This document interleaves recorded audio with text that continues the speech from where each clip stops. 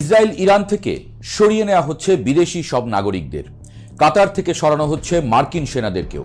মানে থমথমে পুরো মধ্যপ্রাচ্য। যে কোনো সময় বেজে উঠতে পারে যেন ইসরাফিলের শিঙ্গা, যে শব্দে ধুলো হয়ে উড়ে যেতে পারে পুরো মধ্যপ্রাচ্য। কিংবা ঘটনা যদি আরেকটু অন্যদিকে মোড় নেয়, তাহলে নিশ্চিত তৃতীয় বিশ্বযুদ্ধ। পরিস্থিতি যেদিকে গড়াচ্ছে তাকে মহাপ্রলয় ছাড়া আর অন্য কিছু বলা কঠিন। ইরান ও ইসরায়েলের মধ্যকার ছায়াযুদ্ধ বা প্রক্সি ওয়ার এখন আর ছায়ার আড়ালে নেই, মুখোশ খসে পড়েছে অনেক আগেই। কিন্তু এখন যা ঘটছে তা সরাসরি অস্তিত্বের লড়াই। ইসরায়েল ইরান দুই দেশ থেকেই বিদেশি নাগরিকদের জরুরি ভিত্তিতে সরে যাওয়ার নির্দেশ দেওয়া হয়েছে।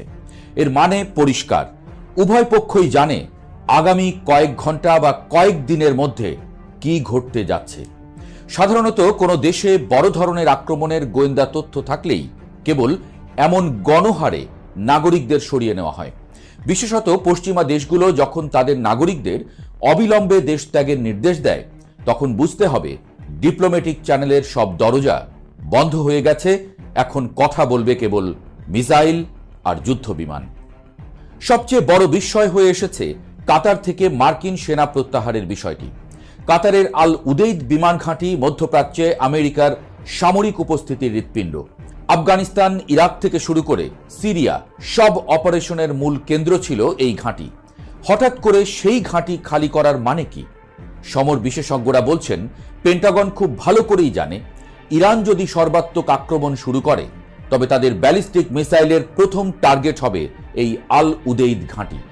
কাতারের মতো ছোট্ট একটি ভূখণ্ডে ইরানি মিসাইল বৃষ্টির মতো পড়লে সেখানে মার্কিন সেনাদের রক্ষা করা অসম্ভব হয়ে দাঁড়াবে।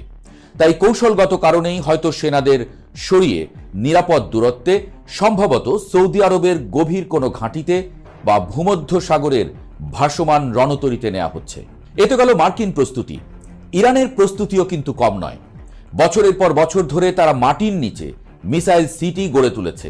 তাদের হাতে এখন হাইপারসনিক ফাত্তা মিসাইল, যা ইসরায়েলের আয়রন ডোম বা ডেভিড স্লিং ভেদ করতে সক্ষম। গোয়েন্দা রিপোর্ট বলছে ইরান এবার আর শুধু প্রক্সি বা মিলিশিয়া গোষ্ঠীগুলোর উপর ভরসা করে বসে থাকবে না। হিজবুল্লাহ, হুথি বা হামাস তো আছেই, মূল আঘাতটা আসবে সরাসরি ইরানের মাটি থেকে।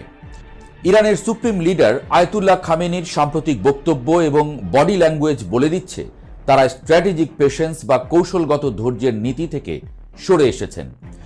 ইসরায়েলের যে কোনো আঘাতের জবাব তারা 10 গুণ শক্তিতে দেওয়ার জন্য প্রস্তুত।